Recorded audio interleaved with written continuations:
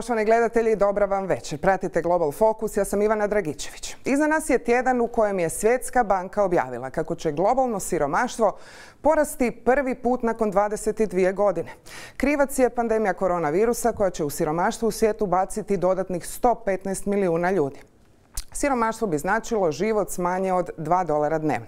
Istodobno iza nas je i tjedan u kojem je UBS objavio da su od travnja do srpnja ove godine globalni milijarderi postali bogatiji za 27,5%. Ukupno bogatstvo im je naraslo na gotovo $10,5 bilijuna. Gledate Global Fokus, evo što vam večeras donosimo. Trump se vratio u Bijelu kuću. Kaže, korona je Božji blagoslov. Debata potpredsjedničkih kandidata bez pravog pobjednika. O pitanju rase u Americi govori višestruko nagrađivana CNN-ova reporterka Sara Sidner. Njemačka je proslavila 30 godina ujedinjenja, a u Grčkoj povijesna presuda neonacistička Zlatna Zora proglašena zločinačkom organizacijom. Obrazovanje i korona. O školstvu u Finskoj govori autorica bestsellera Fenomenalno učenje iz Finske, Kirsti Lonka. So in the cover there is a picture of Aurora Borealis, which is the Nordic lights.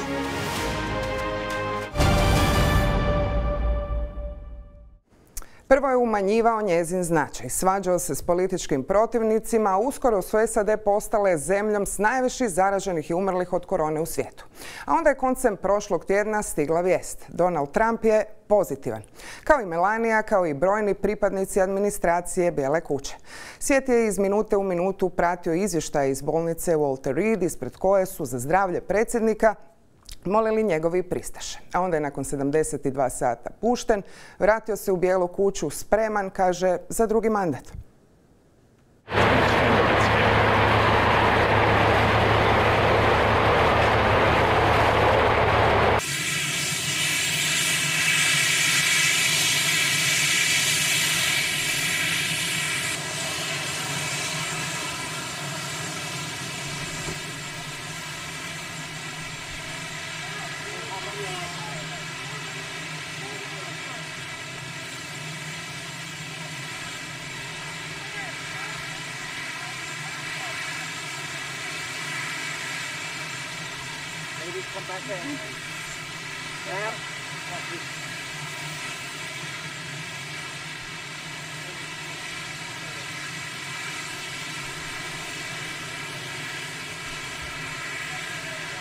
Hi, perhaps you recognize me. It's your favorite president. I want everybody to be given the same treatment as your president because I feel great.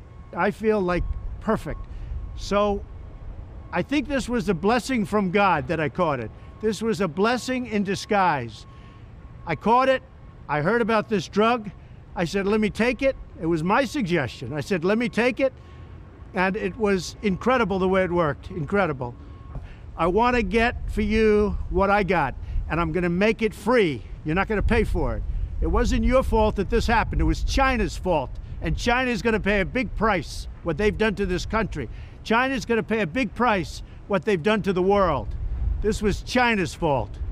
And just remember that. So we're going to get you the drug. It's going to be free. We're going to get it into the hospitals as soon as you can, as soon as we can.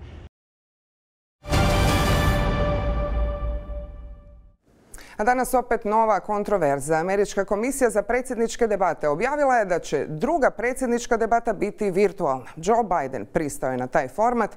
Donald Trump poručuje, neću gubiti svoje vrijeme na virtualnu debatu. A noćašnja potpredsjednička imala je, čini se, veću važnost no proteklih godina. Iako se cijeli Twitter šalio s muhom koja mu je sletila na glavu u studiju, potpredsjednik Mike Pence uspio je ipak u debati s Kamalom Harris ponuditi ono što Donald Trump nije uspio u onoj s Joeom Bidenom, biti suzdržan i uvjerljiv. Please welcome California Senator Kamala Harris and Vice President Mike Pence.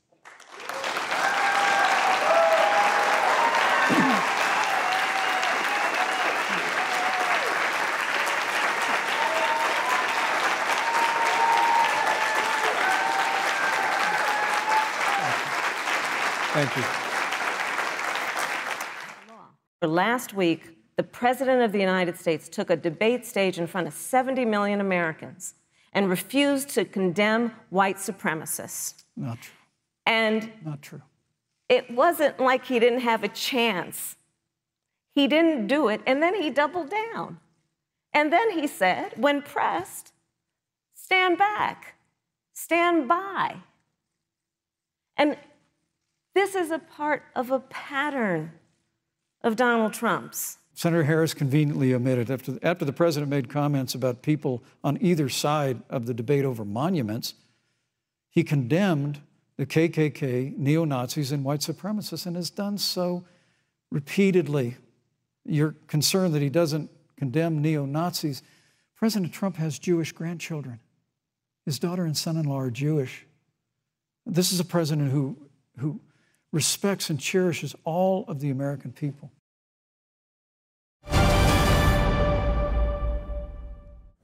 Bivši policajac Derek Chauvin, optužen za ubojstvo Georgea Floyda u Minneapolisu, pušten je na slobodu do suđenja nakon što je platio jamčevinu od $1 milijun.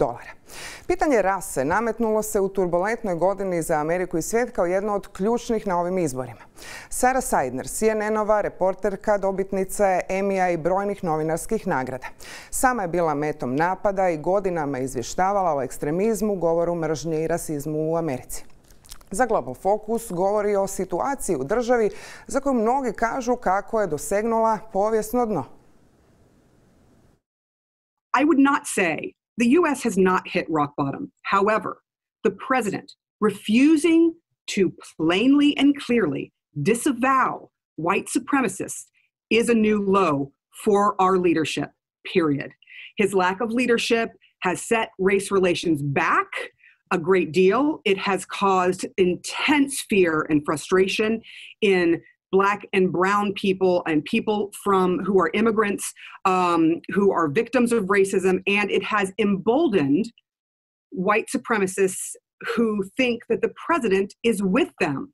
They see his inability to plainly state that he absolutely condemns white supremacists as a approval of their behavior. And this is happening as the U.S. Homeland Security Secretary has plainly said that he believes, and their information shows, that white supremacists, white nationalists, are the largest danger internally to the United States. How can you have a president who is running the country not listening to someone who is studying, who has evidence that these folks are dangerous and bad for the country? The issue of inequality and injustice is not something new to the United States, but it seems to me that last 4 years, 3.5 years of the Trump mandate, in a way, boiled things up. And what we can see from this perspective, and what you mentioned in a way, is that, people are now on the streets fighting, getting armed. You hear this kind of messages from the political top. How can this evolve if, for example, Trump doesn't win this election? That is causing a lot of consternation among those who do not like to see the things he says as president. And, when you look at the landscape of what has happened, race relations are frayed even further. And you are seeing that play out on the streets in American cities, across American cities. But this is not new at all to the United States.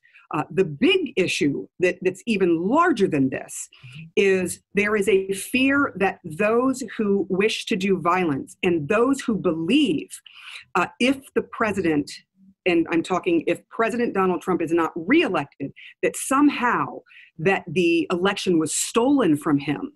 Those who are led to believe that by the president himself, there is a fear that they are going to rise up and become violent. Mm-hmm. That is a real fear that people in this country have never experienced in this way in modern times before. The fear that there is not going to be a peaceful transition has really tumbled out into the streets as well. This is not just about race relations. This is about the breaking down and the eroding of democracy as we know it in this country. If the president is saying that the election is rigged and before that this there election happened, which is before this election even happened. Yeah, that's right. He actually was saying the election was rigged in 2016. And what is interesting about that is no one's really called him out and said, well, if it was rigged, does that mean you shouldn't be in the position? Because he said that up to the very last moment, and then he became the president. So it is interesting to see how he used it then became the president. And now, because there is a fear that he may lose, he is using that same idea again. And, not again saying that he's going to absolutely, if the public and the voters say that they want someone else, that he's going to leave. He's basically eroding the idea of democracy in this country because he doesn't want to be called a loser. The building has basically collapsed. You can hear the explosions going on inside there from whatever is inside, whether it's... Sorry, I just got hit by a rock. Then you're seeing the tidal max just across the street. I'm okay. I've been hit with much worse in my day. You've worked a lot. You have really strong a series of stories and investigative pieces on extremism in the U.S., anti-Semitism, hate speech.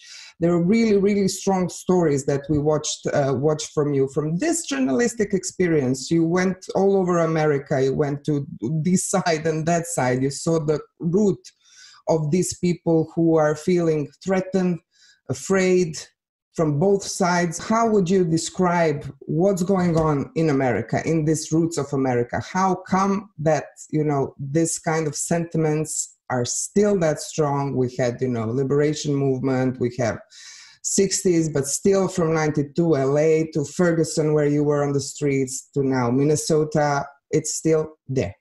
Why? It is. Look, America is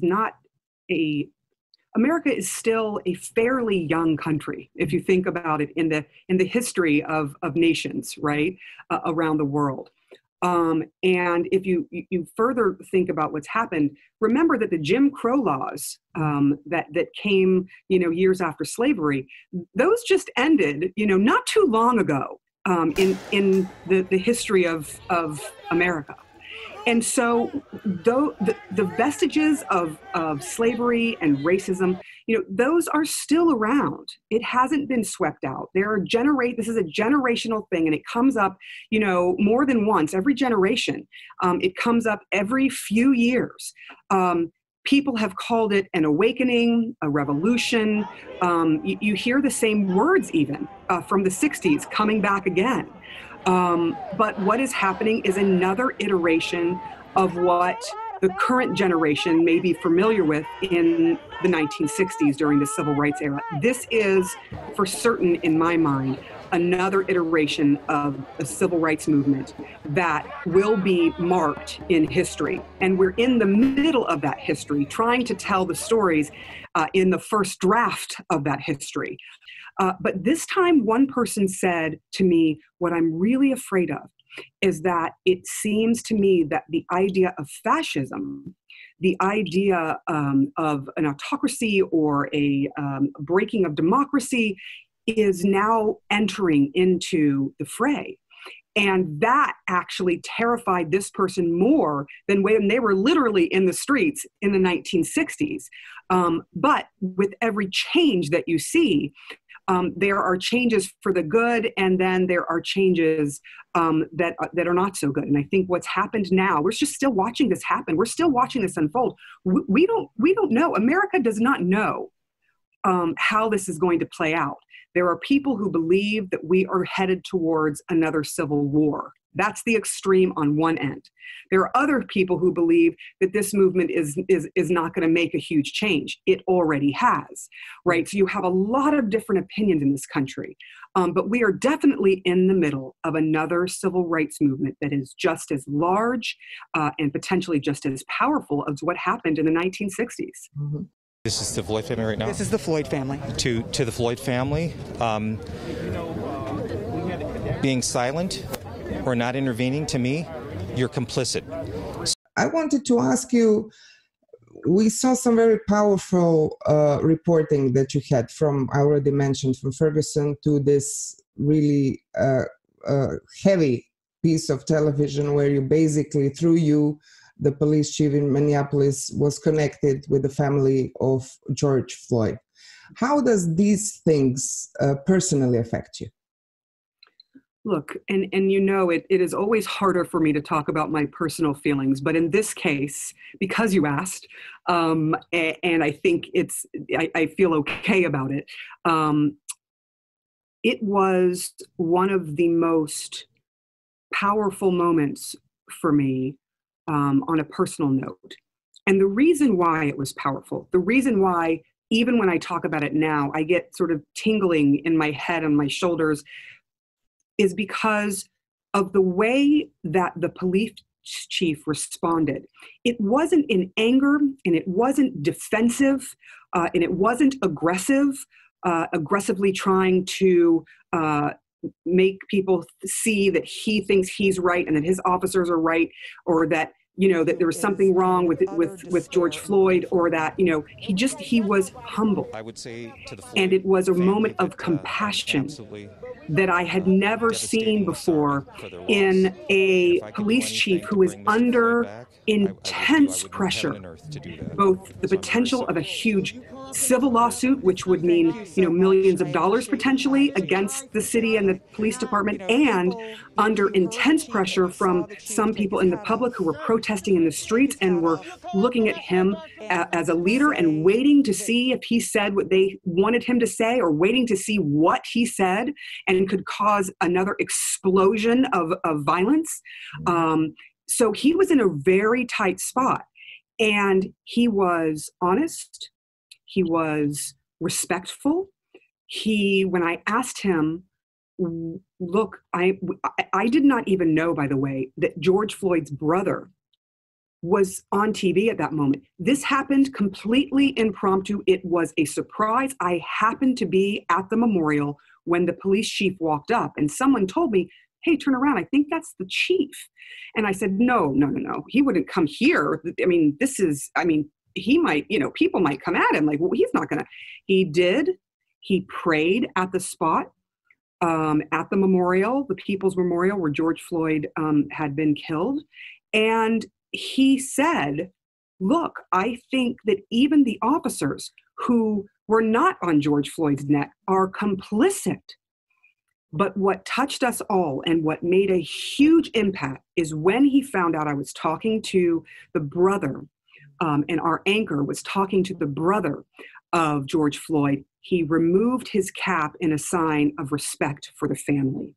And he didn't just do it once. Anytime I mentioned that the brother was listening, that the family was listening, he would remove his cap. That had a huge impact on the family. And he told me that after the interview, he actually thanked me when I saw him again a couple of weeks later. He said, you helped open the door for me and the family to have a conversation. And they actually hugged when they first met. And to be able to be that person who is a conduit, that's all I was. I was asking reporter questions, the questions I thought the public might have for him. And I was asking questions through our anchor from the brother of George Floyd, who was suffering with this loss, to the police chief. So I was just a conduit. But being in that position, I was terrified I was going to get something wrong, mishear. And that didn't happen. And so in the end, I was thankful because I at least had some small role in bringing compassion and love and togetherness in a situation that could have been explosive if it had gone a different way. And I will never forget that moment. Honestly, I will never forget that moment. It will never not have a feeling for me in my heart that I was lucky enough to be in that moment and get to do my job in that moment. And for the end, I wanted to ask you, journalists always live in, difficult times. It's our job. But this last couple of years, we faced something unprecedented. We faced attacks on media from the highest position in the States, for example, in your case. And we have something which my mind cannot accept even now, that some call alternative facts. Facts are facts. So how do you think we will survive as we were in this kind of world of disruptions? Our biggest issue will be social media. It will be the Facebooks and the Instagram and the Twitter and whatever social media people are on, Snapchat and TikTok.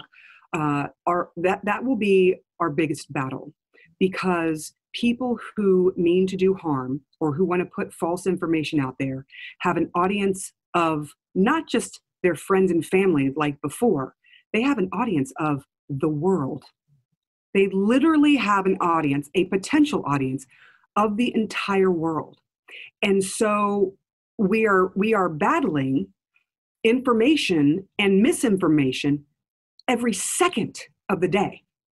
In the meantime, there are leaders of countries who have, for example, our country, who have called what we do when we are telling the truth fake news. So again, eroding the truth by saying that the messenger is not telling you the truth, even when it is a fact that you are giving, and making people question what is real, then you're going to have a really hard time as a journalist and as a citizen at large deciphering what it is that is real and a true fact and what it is that is a lie. And that's happening every day. People are becoming more and more clever in trying to trick people. And they know how to inflame emotions. They can actually see people's response, right? They can see people's response online, and it just builds, and it's fast. Disinformation definitely travels faster than good, solid, truthful information. Because with disinformation, you can say anything you want. You can make it as sexy as you want. You can make it as insane as you want. And that grabs people's attention because our attention spans are also small. So this is going to get harder. I know that, I have been threatened. I have, if I go right now to my social media, there are people calling me all sorts of names, sometimes racist things, sometimes misogynistic things. And I'm a human being, and I do respond to that.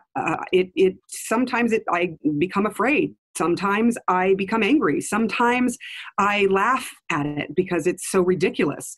But I also know that if I'm responding that way, and I have a pretty, thick skin, then imagine just a regular person who all of this stuff is coming at them.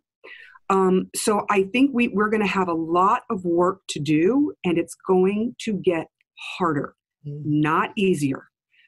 This is a very difficult business, and I pray for us. I actually do. I really think that journalists are under some of the worst kind of conditions and pressure than they ever have been in modern times, because of the advent of all these other ways to communicate, which in some cases has been good.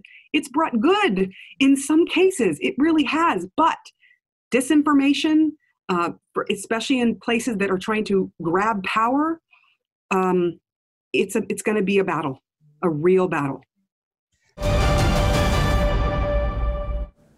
Fotografiju iza mene snimio je Reutersov fotograf Alkis Konstantinidis, i to jučer ispred suda u Ateni. Na fotografiji je Magda Fisa, majka Pavlosa Fisasa, grčkog repera kojeg je prije 7 godina ubio simpatizer Zlatne Zore, desničarske neonacističke stranke koja je tada u grčki parlament ušla na valu mjera štednje i antiimigrantskih osjećaja, te je bila 3. stranka po snazi. Jučer je dakle završilo maratonsko suđenje čelnicima Zlatne Zore koja od lani više nije u grčkom parlamentu. Fisasova majka digla je ruke u zrak nakon što je čula presudu. Utemeljitelj i čelnik stranke kao još 67 na optuženičkoj klupi osuđeni su za upravljanje i pripadnost zločinačkoj organizaciji te za zastrašivanje i ubojstvo političkih protivnika i imigranata. Presudu su glasnim odobravanjem i pljeskom pozdravile tisuće ljudi pred sudom, iako je kasnije došlo do sukoba s policijom. Konzervativni grčki premijer Mitsotakis nakon presude obratio se naciji.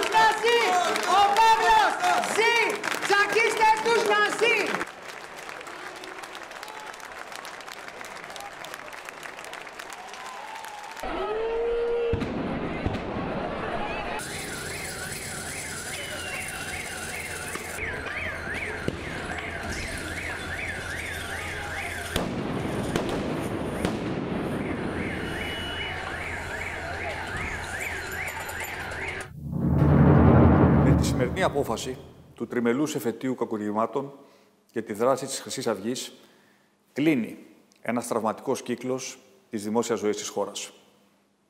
Η πολιτική του διάσταση έχει ευτυχώς κριθεί με τη νίκη της δημοκρατίας που εξόρισε από τη Βουλή το ναζιστικό μόρφωμα.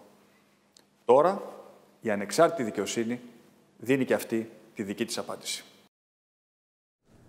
Poštovani gledatelji, slijedi kratka reklamna stanka. Ostanite s nama i u nastavku Global Fokusa. Među ostalim donosimo i intervju s Kirsti Lonkom, autoricom knjige Fenomenalno učenje iz Finske. Vraćamo se brzo.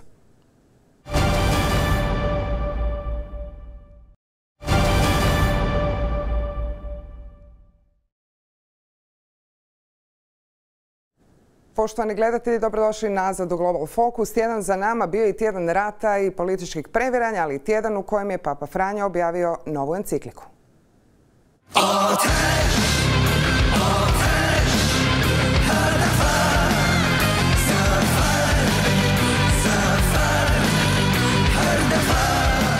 Svirale su ratne trube i ovoga tjedna u Gorskom Karabahu. Rat između Armenije i Azerbajdžana razbuktava se potpomognut visokom vojnom propagandnom produkcijom.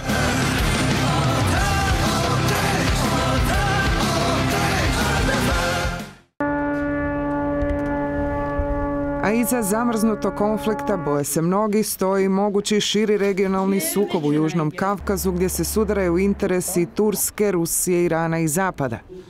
A iza bombi i metaka ostaju žrtve, kao u svakom ratu. Objavljeno je da je gotovo 50% stanovništva te regije raseljeno, većinom žena i djece.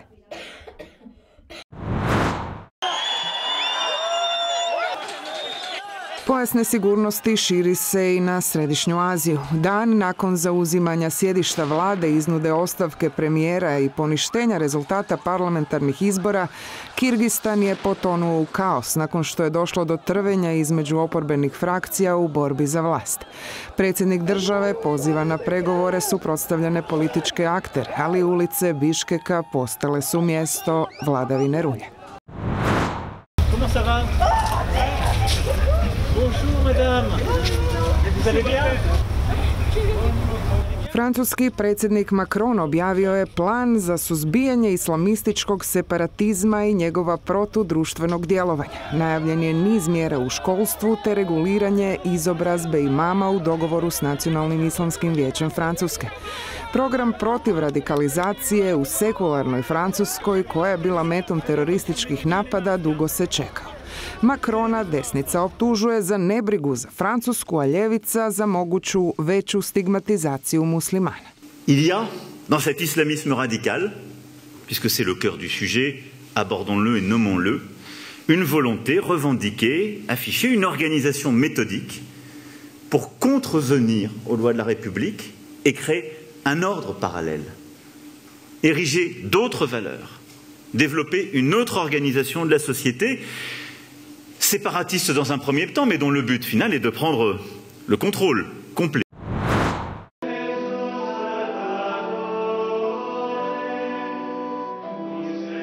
Papa Franjo pozvao je na promjenu načina razmišljanja, osudivši kratkovidan, ekstreman, ozlojeđen i agresivan nacionalizam koji je sve više zastupljen u današnjoj politici.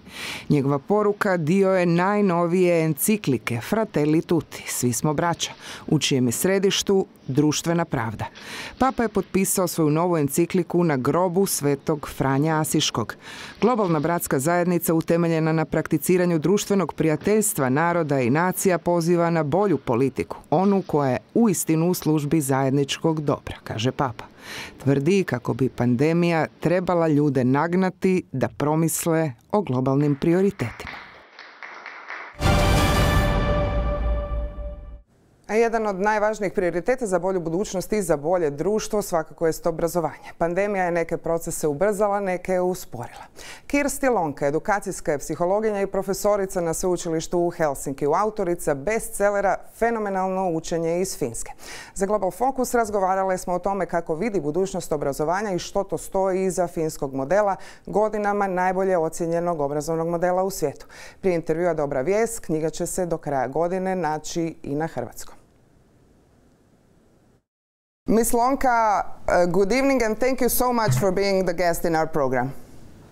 I'm happy to be here. Thank you so much for inviting. First of all, I want to congratulate you this week, International Teachers' Day, because I know that all of you who work in education, from universities to elementary schools, have a lot of troubles now with Corona times, adjusting and adapting and thinking about how our future can look like. You worked a lot. You're by your vocation educational psychologist, but you work in the education process, and you wrote this great book, I must say, Phenomenal Learning from Finland, which was a bestseller in a way. So what's phenomenal and what's phenomenon-based learning, and how can we talk about it now in times of Corona and in times when we are not so certain about our future? Well, actually, I think this kind of approach is more important than ever. All these future skills that we are talking about, phenomenal learning, it's kind of playing with words. It means like fantastic or extraordinary or something like this. So it was a bit like playing with words. And I have my book here. We can see it also on the screen. Nice to see it. Yeah, so in the cover, there is a picture of Aurora Borealis, which is the Nordic lights. And actually, in some languages, that's a phenomena or phenomenon. So what is it? It's not just this, green and blue and purple lights. I witnessed them on the north of Finland, and it's really out of this world experience. But what's that in the learning process in education? Well, actually, as I said, it's like phenomenal just means wonderful or something like that. But then if we think about what is phenomenon-based learning, it's an integrated way of studying and learning where we cross the boundaries of different subject matter domains and integrate not only academic domains, natural sciences, humanities, languages, but also sports, arts, music, handicraft, even home economy. They are all mandatory in Finnish K-12 curriculum. And the idea is to start with a phenomenon that interests your students. And usually there is a general theme, like we could have a theme in Finland like forest. And forest would be the general theme of the whole school. But then in each class, the students come up with their ideas, what is an interesting phenomenon about forest. And for instance, somebody wants to look at wood, somebody would look like insects, somebody would look at the phenomenon energy, and integrate like physics and physical energy and movement and biology and literature. So the idea, and also these broad-based competencies. In my book, I have a book chapter for each future competence that Finnish citizens are going to need, like thinking skills, communication skills, ICT skills, multiliteracy, and so on, and also working life skills. And listening to you like this, I'm sorry I have to interrupt you. Yeah, and of course, watching for all these years results of Finnish education towards PISA, so OECD tests, you're on the top level. You're top level on critical thinking. You're on top level in happiness as Finland. So to form a society through this kind of education is, I must say, still in the case of Croatia, something which is far, far away. And we live in the world that changes fast. So how do you adapt so soon? And how this kind of learning and education, which is, as I understand, focused on knowledge of students and their curiosity and their interest, how do you adapt and how do you, change with times? Yeah, that's a good question, because we have a long history. It all starts with the culture of having literacy, and our language is quite easy to write and to read and write, because it's a phonemic language, and also Finnish people are one of the most maybe hardest readers in the world still. So we read a lot in our own language, and it's very easy to actually learn, because it was an oral language until 16th century, and then it was written down so that everybody could read Bible. So there's a huge, long tradition, but then also we have this idea of research-based education. So we want to constantly adjust our education according to the latest research that we have. And we moved teacher education, including primary school teacher education, to university in 1970s, 40 years ago, and that was a good move. And at the same time, we also introduced same free education for all kids from 7 to 15-year-olds. And then, of course, we have free high school and university and vocational education. And one of the cornerstones is what happens before school, which is early childhood education, which is very playful and not very, it doesn't have anything like subject matter-based curriculum or anything. So I guess it's this whole concept that we've been building consciously, talking about very long term. Yeah. Sorry to interrupt you. Talking about consciously working on building this kind of education, that's like the cornerstone of society. We know that Finland is also one of the less corrupted countries in the world. So with education, you're also building citizenry in a way, and the state where people trust their institution, and they are, they don't understand basically what corruption is, which is one of our very big problems. So how connected education is with this, with the state of society in Finland altogether? I think if you look at the countries that did well in the latest PISA measurements in science, they were Singapore, Japan, Estonia, Taiwan, Finland. They are all countries that have been coping very well with coronavirus, with COVID.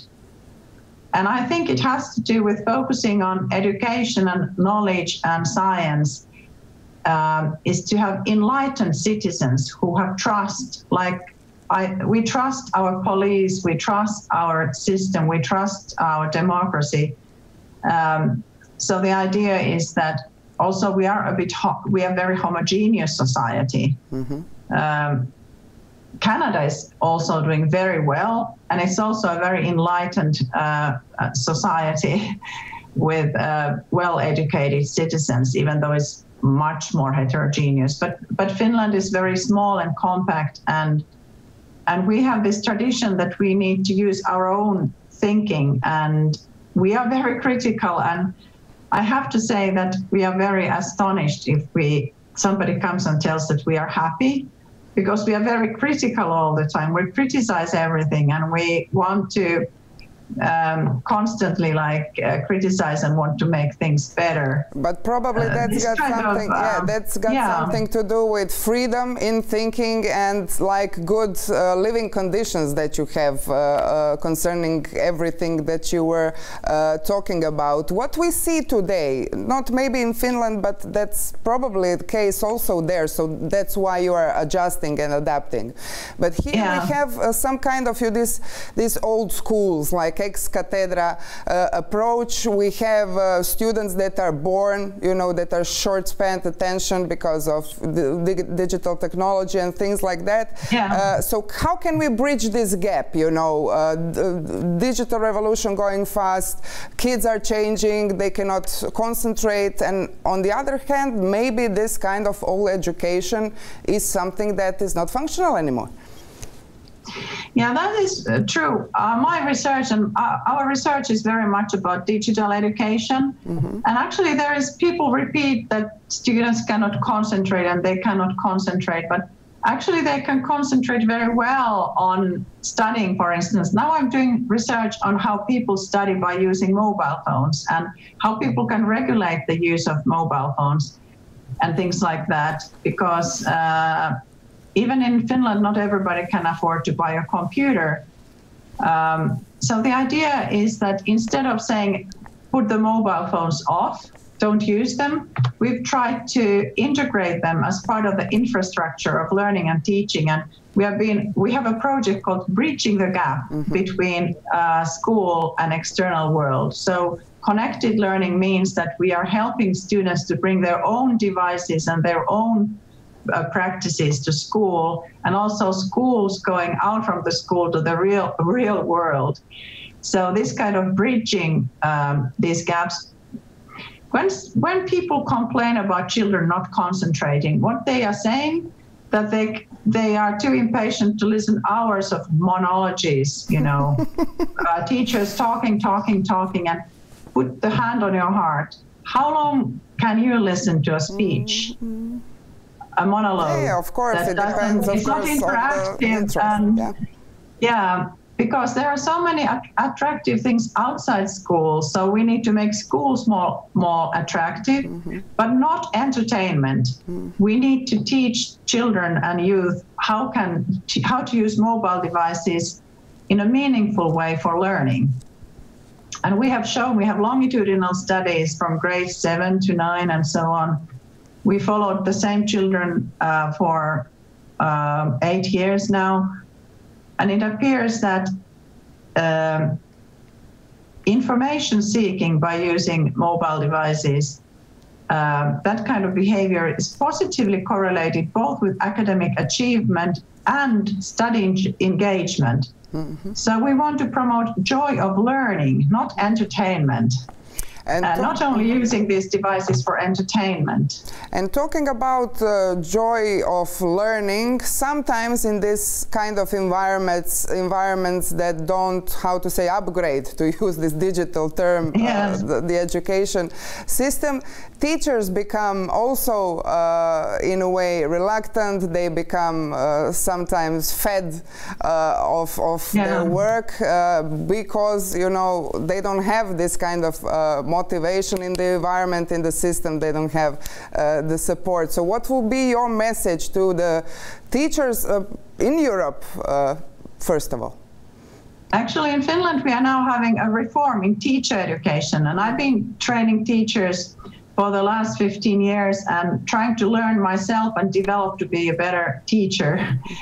And now we have the first totally online integrated course in educational psychology for all future teachers at the University of Helsinki. So what we are doing, we are investing in teacher education and modernizing teacher education, and also teachers continuing professional development. Mm-hmm. In Finland, you need to spend at least 3 days per year, and the employer is paying for that. For continuing professional development. So all the doctors, medical doctors do that. It's not possible to have the same ways of, for instance, like the medical doctors, they are not working like they worked in the 70s. They are constantly based on their new practices and research. They are, for instance, now developing cure for COVID-19. So it's like teacher training has to be based on research and how to constantly provide cure for boredom, frustration, school burnout, teacher disengagement. So we are kind of with kind of positive psychology or promoting teachers' well-being and learning. We are changing the school. That's the only way.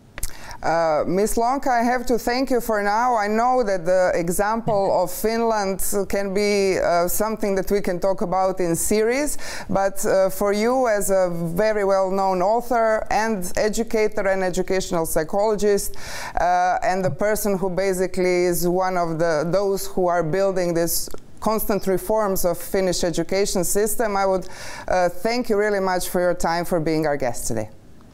Thank you. I'm very honored, and greetings for everybody. I think joy of learning is for all of us, and I think we just need to grasp the moment and do everything we can collectively to help each other in these matters. Thank you so much. Thank you. A obrazovanje, osim za budućnost, važno je i za razumijevanje prošlosti. Njemačka je prošlog vikenda obilježila 30. godišnjicu ujedinjenja, nacionalni praznik. Tim je povodom na središnjoj državnoj svečanosti o prošlosti, sadašnjosti i budućnosti govor održao njemački predsjednik.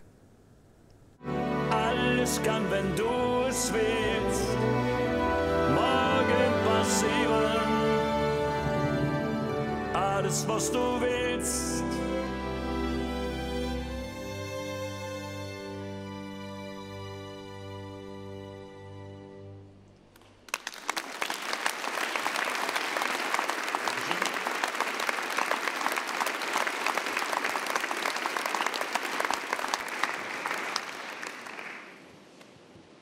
Es gibt die Antworten auf Fragen der Zukunft immer nur in der Vergangenheit suchen.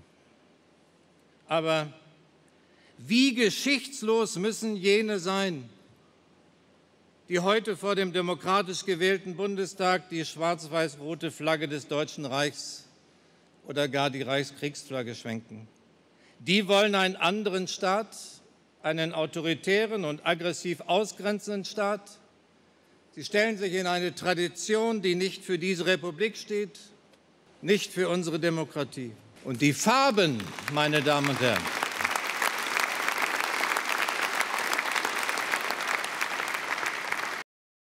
die Farben dieser demokratischen Geschichte sind die Farben Schwarz-Rot-Gold, die Farben von Einigkeit, Recht und Freiheit. Das sind die Farben unseres Landes, und sie wehen vor den Gebäuden unserer Demokratie. Wir werden nicht zulassen, dass sie verdrängt, missbraucht oder vereinnahmt werden. Schwarz-Rot-Gold, das sind unsere Farben, und die lassen wir uns nicht nehmen.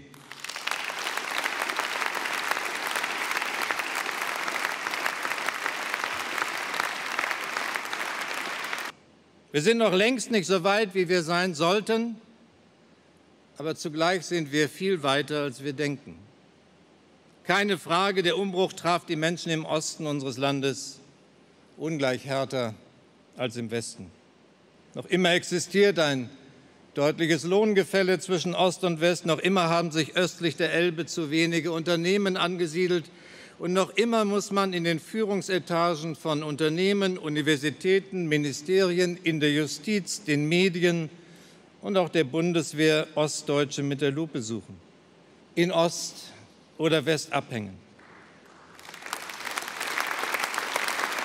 Weil wir die Erfahrungen aus Ost und West vereinen, können wir heute unserer besonderen Rolle als starkem Land in der Mitte Europas gerecht werden, gerade jetzt, wenn die Fliehkräfte in Europa sichtbar wieder größer werden. Ja, wir leben heute in dem besten Deutschland, das es jemals gegeben hat. Lassen Sie uns all denen danken, die daran mitgewirkt haben, mitgearbeitet haben. Freuen wir uns gemeinsam daran, und vor allem bauen wir darauf für eine gute Zukunft.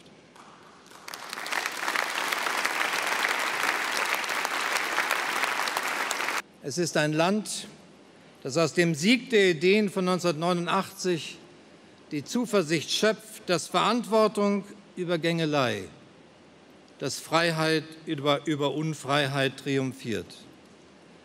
Wenn wir uns umschauen in dieser Welt, wenn wir uns umschauen in Europa, dann war dieses Erbe von 1989 niemals wichtiger als heute. Vielen Dank.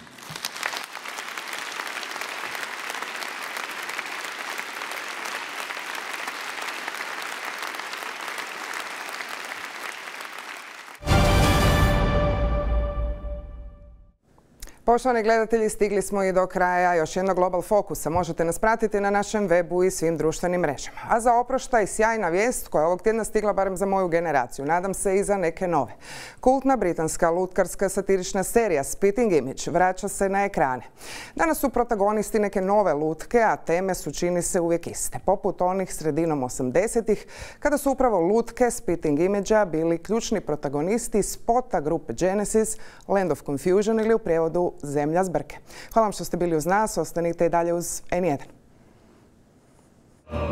In a time of fear, when creatures of the night command vast, mindless armies, a hero rises from slumber to once again do battle.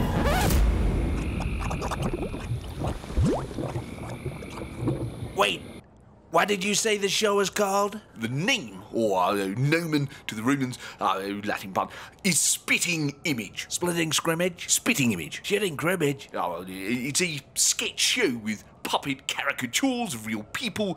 It can be rather nasty. Puppets? That is the very most moronic thing I've ever heard. My puppet is going to be the best puppet, and I love it.